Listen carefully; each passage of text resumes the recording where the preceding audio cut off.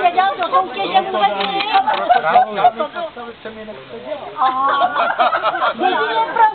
Jedině pro sebe, víš, Jirko. Ale kdyby to bylo.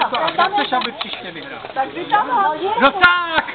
Prosím vás pěkně, příště vyhraje Jirka a bude postaven. Ale teď on neměl neformovat zážadní, to ne, Zvýzalovi zkrasovat samýma Vánoci a Vánoci, tak mi Ahoj. Počkej, takový konec máme. Nemusím, oni mají co mají tak.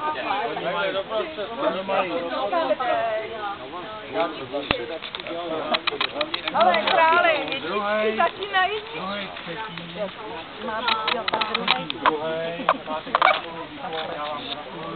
A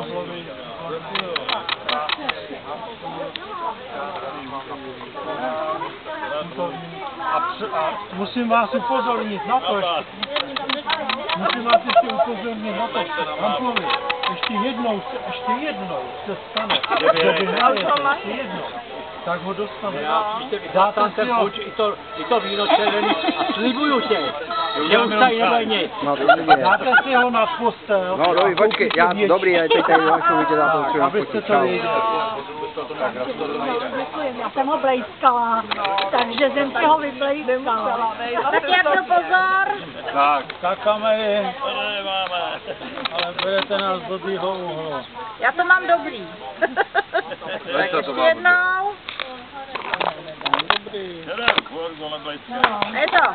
Tak. A přátelé,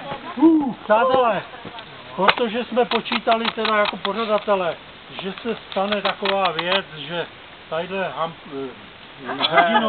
hrdinovi se sice zúčastní a nebudou asi první, to jsme tak nějak počítali.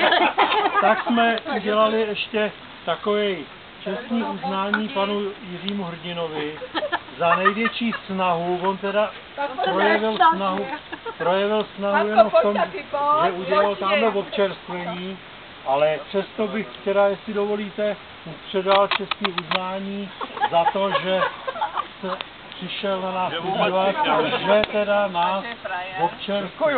Pojď sem k nám. Prosím, pane. Hanči, pojď taky. A ty to máš krásně napsaný Jiřímu Hrdinovi.